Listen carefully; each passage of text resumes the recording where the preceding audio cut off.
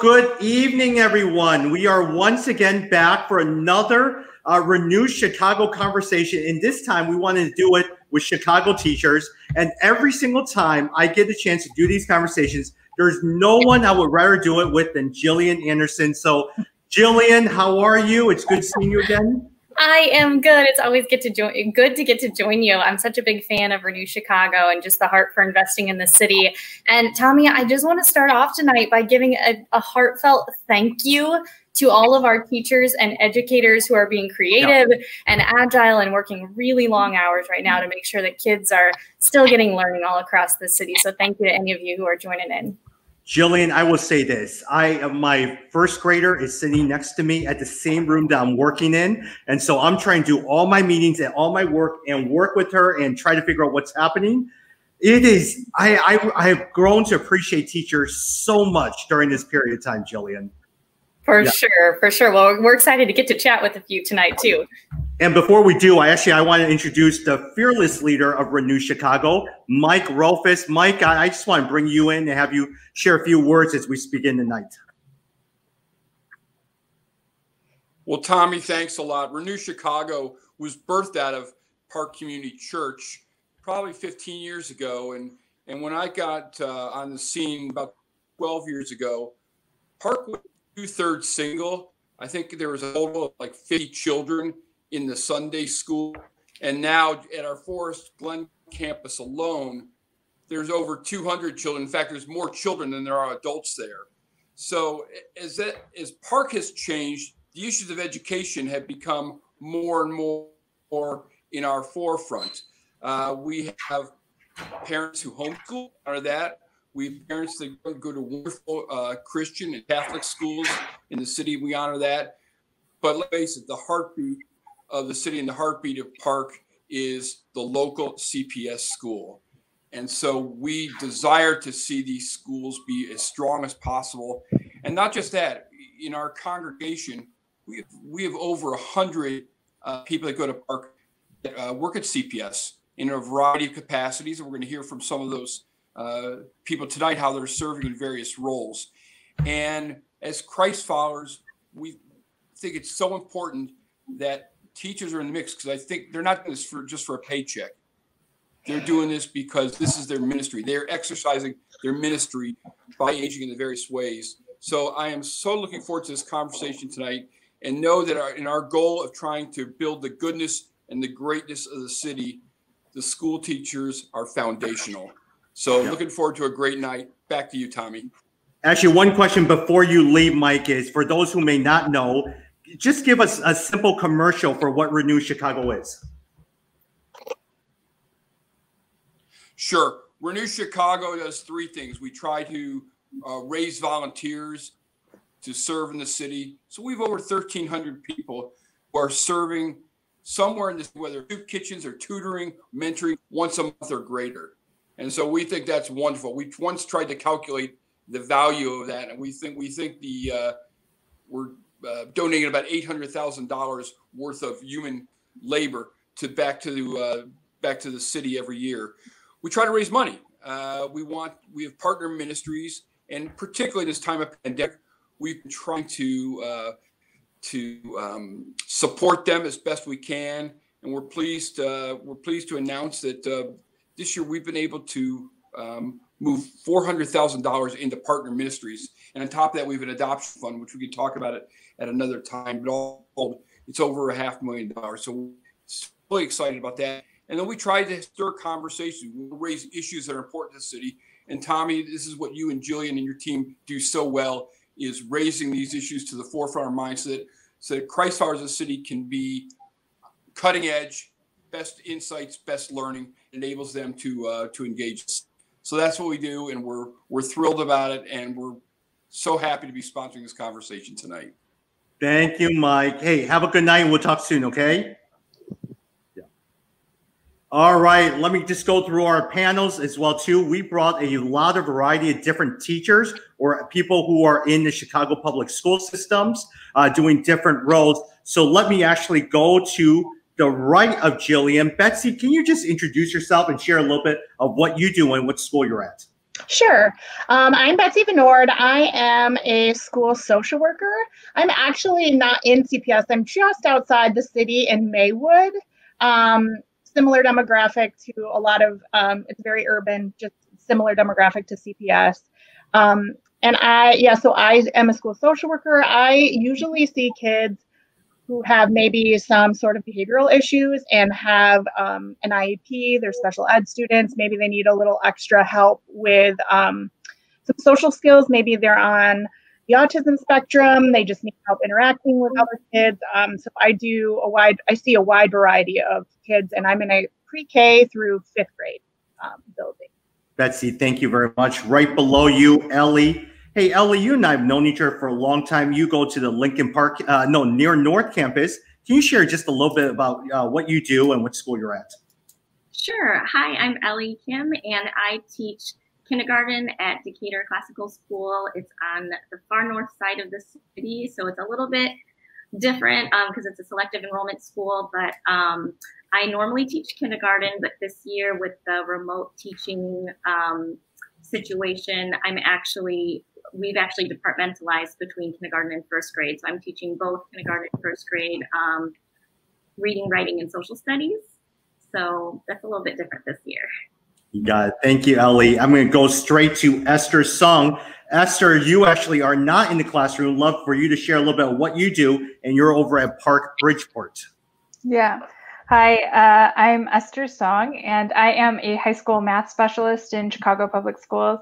So basically that just means I support math teachers in high schools, including training and professional development. But I was a classroom teacher up to last year. So I just finished up my 9th year teaching high school math. And yeah, it's been a really different kind of transition. Yeah. Esther, thank you. And lastly of all, Sophia, it is good to see you. And can you share a little bit of what school you're at as well, too? And you're also at Park Bridgeport. Hi, everyone. My name is Sophia. I am a 2nd grade teacher at STEM Magnet Academy. This year for remote learning, I decided to go self-contained. So having a homeroom of 24 students. In the years past, I was departmentalized for 2nd grade math, but I decided to go self-contained this year. Yeah, wow. And I can only imagine, Tommy, having classrooms of first graders, kindergartners, 2nd graders trying to do remote learning all day. God bless each of you. Thank you for the work that you guys are doing. Give us a little bit of a snapshot right now. And just being a teacher, being an educator, how are you having to modify your teaching approach? What's some of the challenges you're facing? Sophia, do you want to start us off on that one? Sure, absolutely. So when you ask that question, what needs to change? It's literally everything. Everything from content, classroom management, the delivery of lessons to assignments. It's a lot. So I'm having to modify everything that I've done in the last 6 years of being at my school, teaching the same subject, teaching 2nd grade in the same grade band. But this year is a year like none other. One of the biggest challenges I'm facing is finding time to finish everything.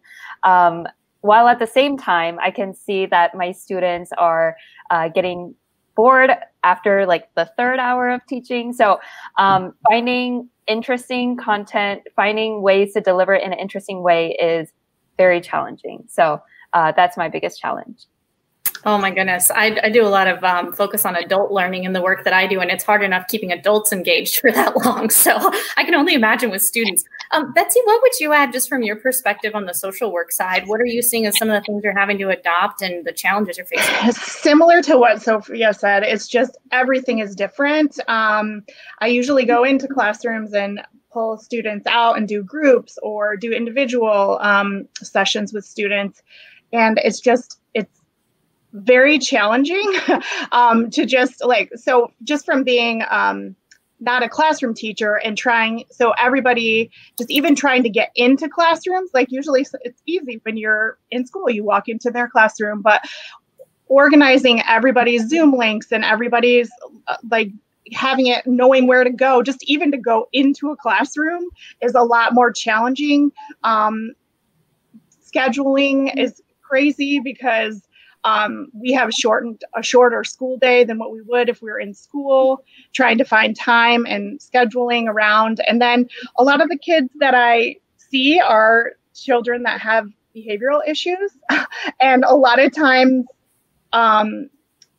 like she was saying, classroom management, class discipline, like trying to keep them engaged is very difficult when they may be running around the house or refusing to do anything that was being asked. So being really creative and trying to reach the students, engage the students, like she said, coming up with different content, trying to be more interactive and giving them some control in the learning is just, it's just been a very challenging and just a whole new way of thinking. So. Yeah, wow. And Esther, do you want to add in here too? I know just from your perspective, there's the nonprofit you started. I mean, we're not only leading in the middle of or figuring out how to teach in the middle of COVID, but we've also got a lot of other topics that are coming up in our nation, across the world right now. How does that impact what you're focusing on, even through some of your nonprofit work? Yeah, and I'll just share a little bit here. So I co-founded a nonprofit called Nepantla Teachers Community that looks at the intersection between anti-racism and social justice, along with math education. And actually, we started it when I was in Tommy's program with Resource Global, which was really cool kind of connection there. Yeah, a lot of unrest has happened, especially in the spring while we were in quarantine. And that kind of unrest and lack of peace comes into the classroom setting as well. And so a lot of the teachers that I work with in that setting have a lot of questions like, how do we consider and take into account anti-racist policies and practices in a math classroom of all places? And then how do you do that remotely, which is an even additionally challenging layer. And people are struggling. I think a lot of the teachers that I have worked with and talked to are used to getting this like positive or at least moderately positive feedback in person, and that gives energy. But when you're looking at a screen and lots of those screens have faces that are turned off, like that energy just like is not there anymore. And it's a challenge for high school teachers in a very different way than it is for elementary teachers. But from what I understand, yeah, people are really struggling. Yeah. Hey, Ellie, let me ask you a quick question is, like today, I am sitting here with Samantha, my first grader, and the whole time I'm hearing her teacher say to this one individual, so-and-so, turn your camera on, so-and-so, you got to pay attention. And I think I hear his name every single day. And so a lot of times for you, I mean, in kindergarten and first grade, how are you dealing? You start at 7:45, you probably end around 2 or 2:45, especially in kindergarten, first grade, or even second grade. Sophia, I love your heart. How do you keep them motivated? How do you keep them engaged? Because I see some of them, their parents are not there. They're doing it themselves, or their grandparents are watching them. I actually, and my wife, Charlene, she also is a first grade teacher. She has these 2 twin girls in first grade, and it's their 6th grade sister watching them and she's also doing her work because her parents want her to watch and do both. How do you navigate through all these different things? Yeah, that's a good question. I feel very fortunate because I feel like my school has set us up really nicely in terms of our schedule, because I feel like the schedule is kind of a key component. So that's partly just like the departmentalizing with us, like between, me and the first grade teacher. So we have it set up where the 3 hours of synchronous live instruction in the morning, we have each of the kindergarten and first grade classes like split in half. So you're not teaching more than half the class at a time. And so that's like approximately 13 to 15 kids.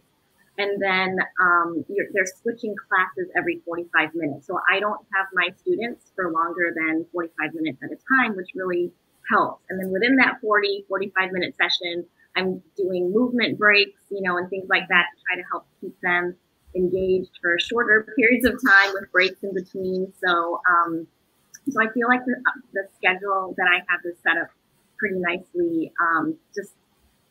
It is very different and it's a challenge, but we're just doing the best we can. Yeah.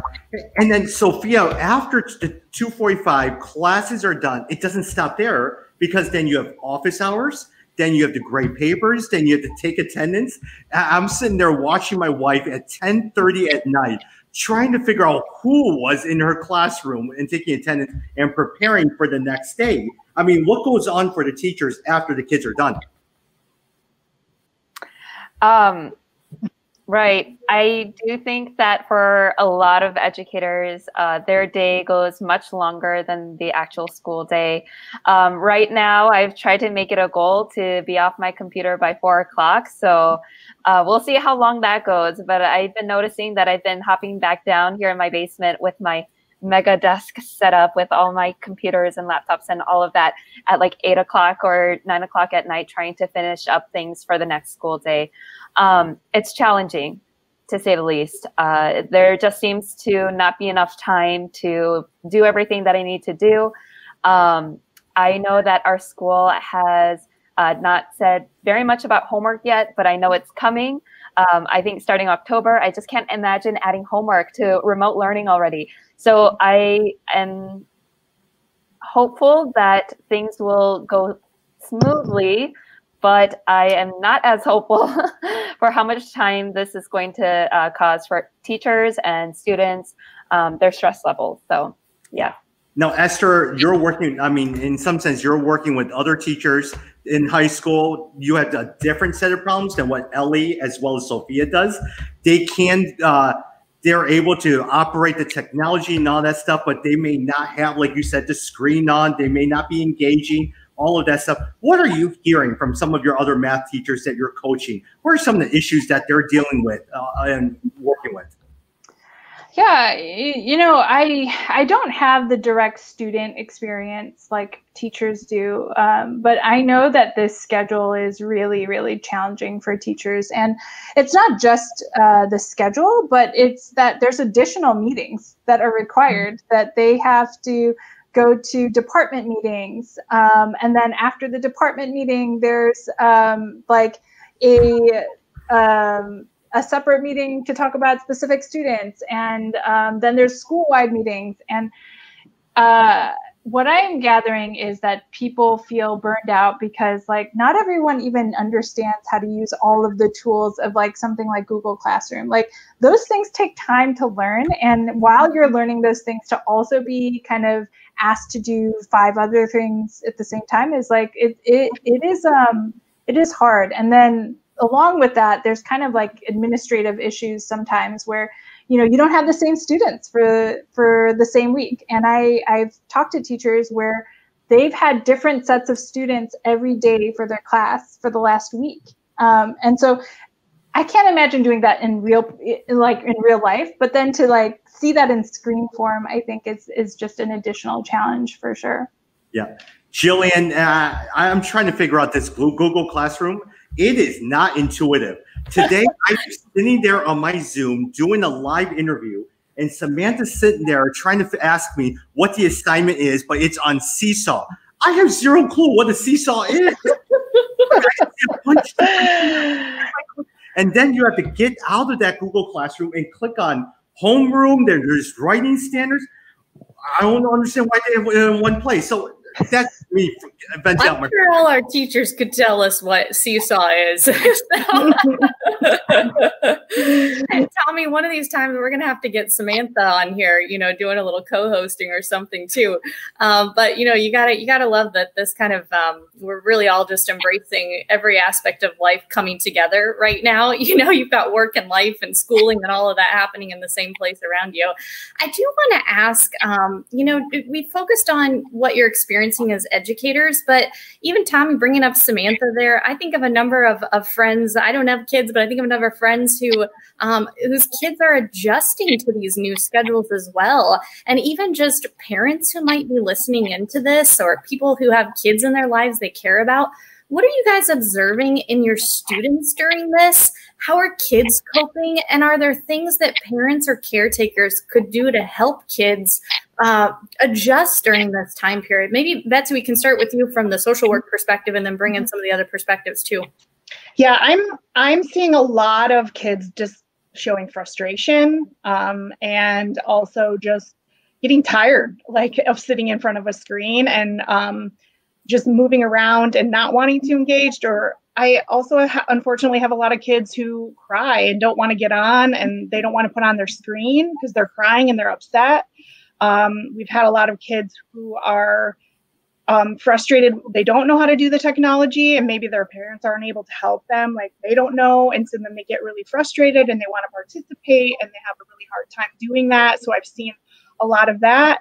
But on the other side too, I've seen some good things for some of the kids as well, that, like, the kids that are usually shy at school and don't speak up are using the chat functions a lot more. And it's interesting to see, like, how the kids are adjusting. Some of them are doing a lot better than I thought they would be, but then there's some kids that are just really struggling, and it's just really hard and overwhelming. So those are some of the things that I've seen. I've seen some kids flourish in this environment, and a lot of them are just really frustrated. And like you said, the littles are struggling really bad, like kindergarten, first grade, just having a really hard time sitting still. They're moving around, and the teacher is just trying to get them to stay engaged. But we have just made sure that we're giving them lots of breaks, kind of like what Ellie said, just lots of movement breaks. We do a lot of Go Noodle. I don't know if non-educators know about Go Noodle, but Go Noodle is like a website that it's awesome. It's like a website that it has a plethora of videos, fun videos, educational videos, yoga, meditation, like mindfulness, and the kids love it. They get to choose their favorite videos, and they get to level up every time you do it. You do it as a class. So we do a lot of breaks in between, and making sure that we're just being really patient with the kids and just giving them time. And so those are some of the things that we're just really trying to just implement. Just a lot of movement, a lot of breaks. Moving around. Yeah. What would others add to that, just in terms of what you're seeing across your students, and then once again, some of those coping mechanisms? I think, Betsy, that's really helpful, just to think about breaks, even movement during the day, right? So you're not just sitting in front of the screen the whole time. What would others add to that?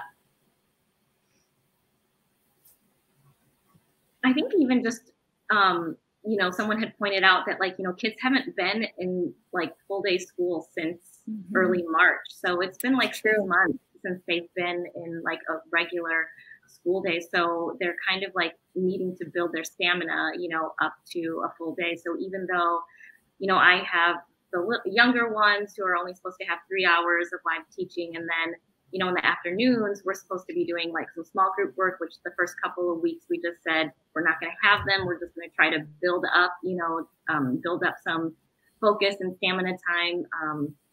So even just kind of trying to ease kids in that way too might be helpful. Yeah, that's helpful. Kind of make it a little bit more incremental. Yeah. Anything you guys would add in, Sophia, Esther? Sure. I'll add to what Ellie's been saying.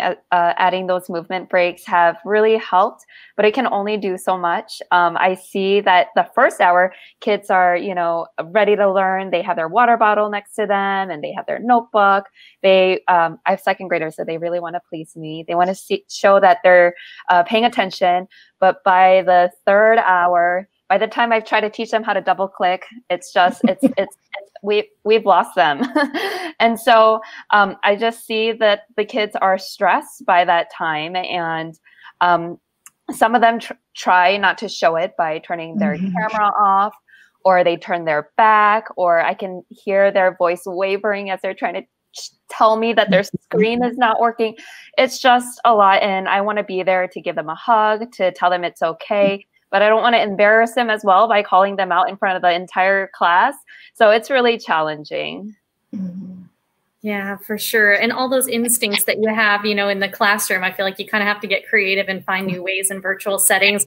And a good reminder for any, you know, parents or caretakers who are around to just be mindful of probably just some of those check-ins during the day that they would usually get that person-to-person interaction with someone. So, hey, I did want to just ask this group, you know, we're a group of Christ followers on here. And, you know, as people listen in and we talk about this because really our faith is a big part of caring about, you know, people learning and growing and feeling cared for in our city. How can we be praying for teachers, for kids right now? Give us some just insight and guidance on how to pray a little more specifically. Esther, do you want to start on that one? Yeah, sure. Yeah, I think that this is a really hard time for everyone. And I think prayers for grace, I think for teachers on themselves and then teachers for their students too.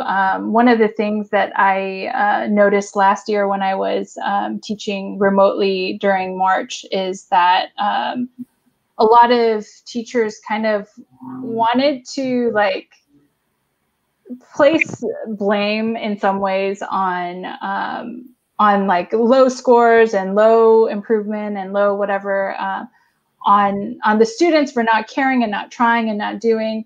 And there's certainly some of that for sure. There's no like, oh yeah, they're perfect.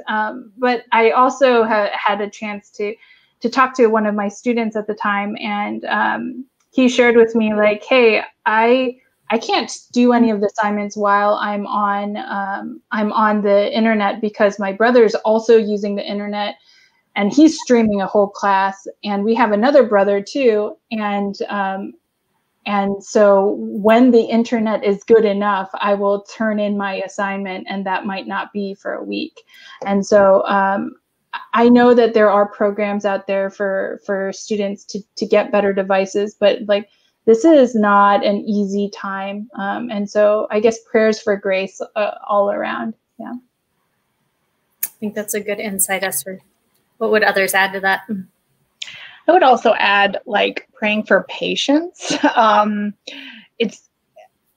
It takes a great deal of patience, just day in, day out, dealing with technological issues, dealing with parents, dealing with the students, just trying to help everybody at one. It takes a lot.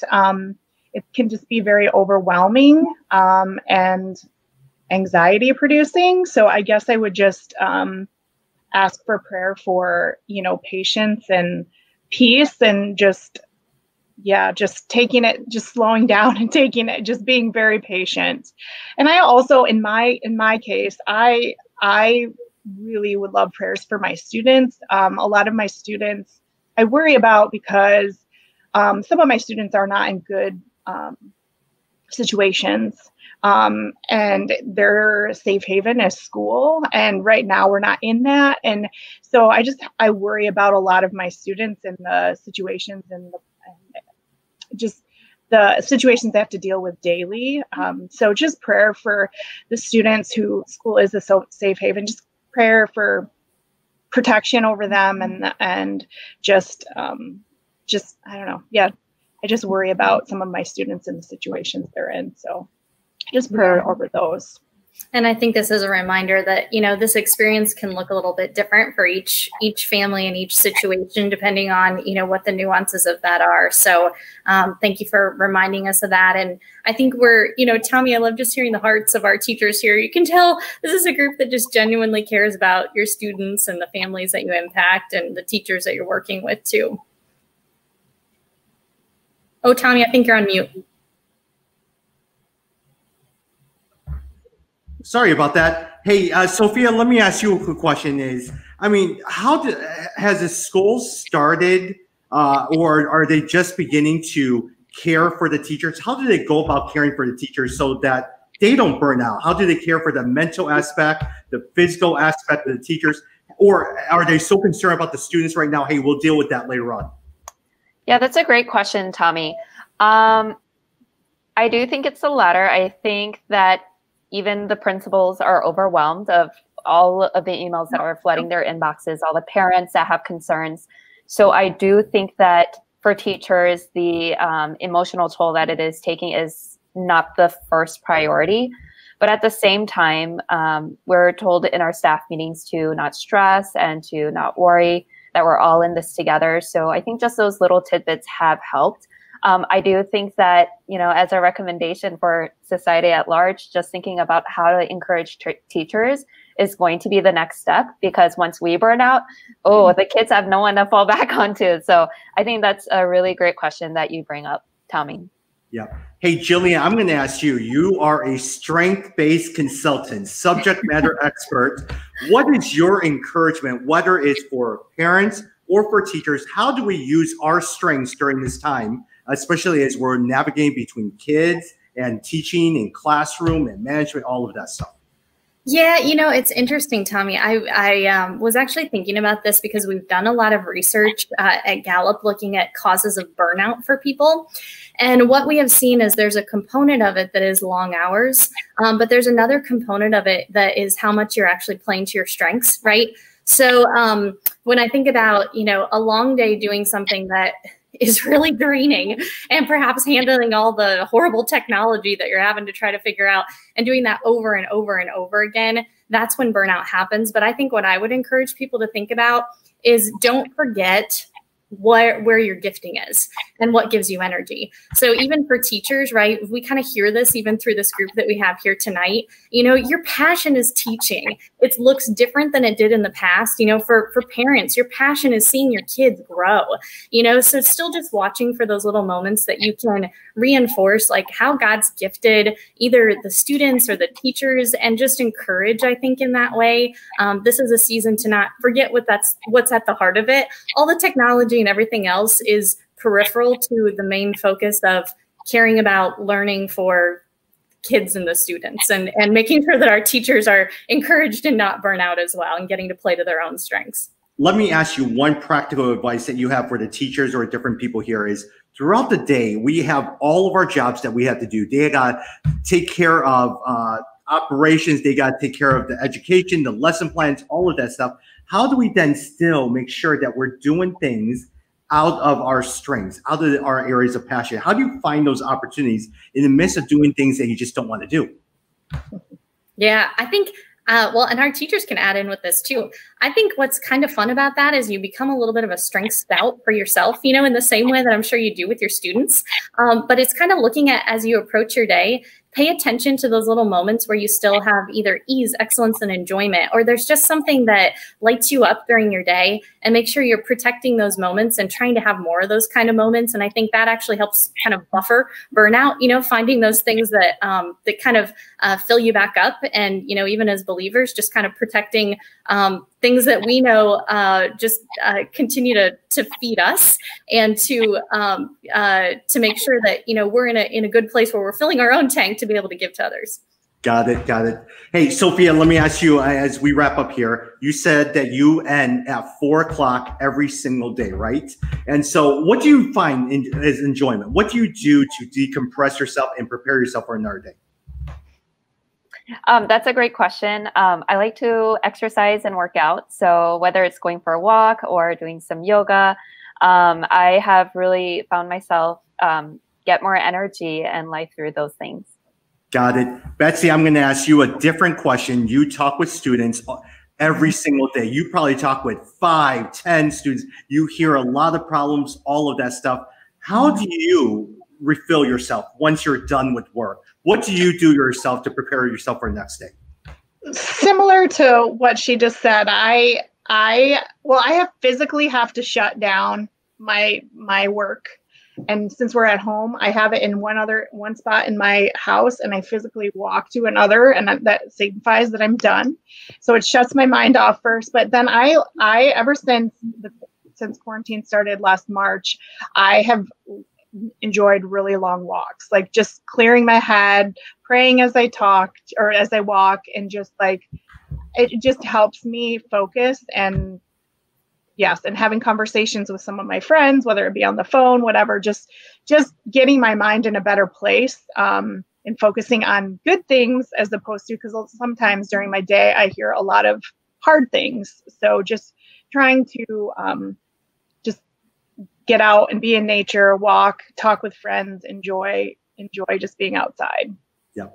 Ellie, I'm going to go to you before I finish up with Esther. It's the second week now. What is a story? What are things that you see each day that brings you joy? That when you work with these students every single day, what is something that gives you joy?